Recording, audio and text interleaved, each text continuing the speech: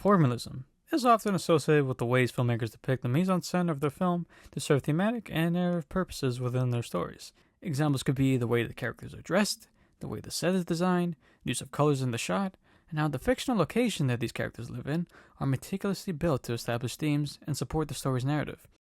In today's video essay, I'll be talking about the selected fictional cities from these popular films and how these formalistic locations help set the tone of the film while also benefiting the stories they tell.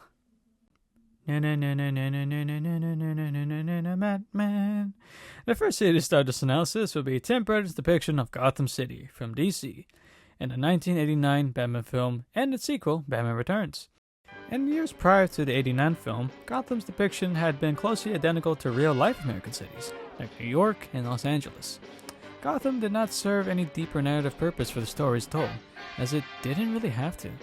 In the mid-60s era of Batman, Gotham was just a backdrop of the characters to be in and punch the shit out of each other. Fast sound effects and all.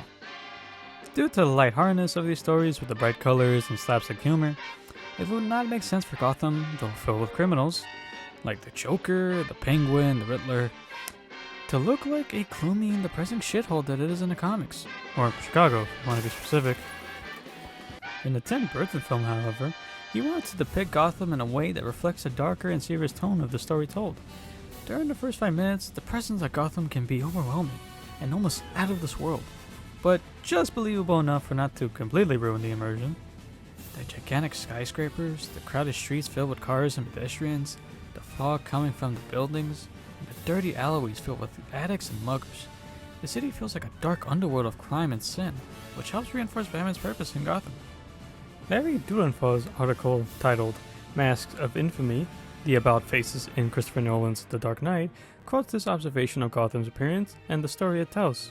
The stylization of Gotham City in the film, a strange mixture of the Gothic, Expressionists, and Art Deco, also suggests that its grotesqueness rises from the spirit of its vain consumerist citizens, its corrupt officials, and its mafioso industrialists.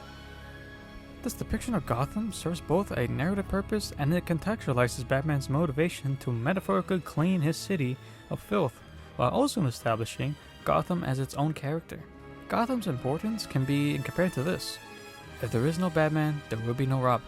So if there is no Gotham, there will be no Batman. Gotham's filthy and hopeless nature is a catalyst for why Bruce Wayne becomes Batman, to become a symbol of hope, and ironically, given his gloomy personality, spark a light into Gotham, with his bat signal that shines against the clouds. While on the topic of depicting dark and gloomy cities, now is the perfect opportunity to talk about the film Sin City, and the ways that that film presents itself, and its own fictional city. Sin City's depiction, much like Gotham, is a glooming and dark, literally, city with a bit more of a sadistic nature to it. One aspect that is impossible to ignore no matter how hard you try is the monochrome color grading that sometimes shows the other colors in the mise-en-scène, mostly red. This stylistic choice was inspired by the original comics by Frank Miller, who, coincidentally, also directed the film. This choice helps set the noir aspect of the film, because it is noir. Yes, very clever. The color grading helps show that the city is a blood-fueled mess, and the characters fail to resist its temptation and vices, which no doubt contributes to the name of the movie, Sin City.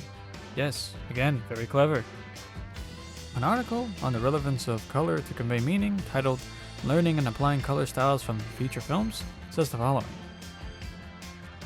The colors and tones used in films are carefully chosen to maximize emotional impact.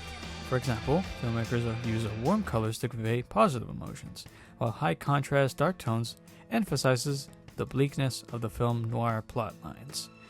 Furthermore, the more subtle negative emotion of discomfort can be associated with multiple tones. Red is defined and anxious, orange as exotic and toxic, and green as corrupt and poisonous. Having the city mostly hidden in darkness, while also having sprinkles of different colors to represent the character's feelings, is a stylistic choice that is not often seen in many films, at least like this one. Panther City, while being objectively realistic, feels uncanny, with the film's use of green screen and camera work, making it not feel like the typical run-down American city, like Chicago. Just 1 minute! The last fictional city, unlike the two mentioned prior, is more of a haven and peaceful place, if you're not a colonist. and that would be the city of Wakanda from Marvel's Black Panther. This city is lively and filled with smiles from their inhabitants. The film has Afro-futuristic inspirations for how Wakanda is made to contrast with real cities in America, to talk about royal privilege, while also displaying African identity in its architecture and style. Write with a NET's article about the relationship of 2018's Black Panther and Afrofuturism titled I Dream a World, Black Panther and the Reimagining of Blackness. Mentions the following. Wakanda is a reimagining of a pan-African past, present, and future. Characters speak both English and Xhosa, a South African dialect. Wakanda is a country of vibrant colors. Each clan wears clothes specific and distinctive in style.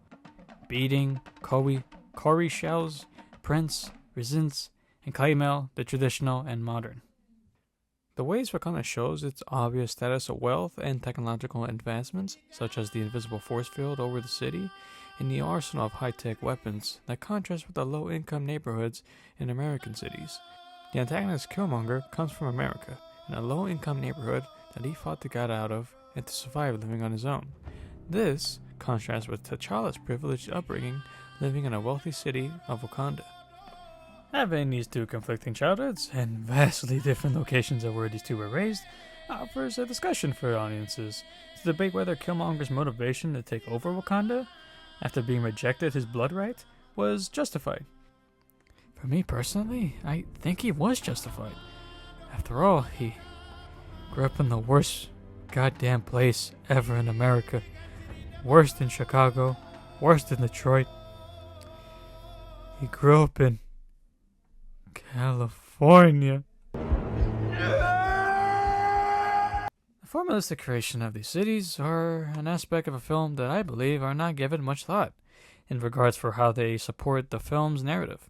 Most people outside the film theory space, I believe, would see the fictional cities of these films as just a cool backdrop, which can be the case for some instances, but in reality, if a city is meticulously made, it usually is for a greater purpose than just for a wow factor, because the city/location that these characters live in are almost as important as the characters themselves, and I would argue that the cities are a character themselves.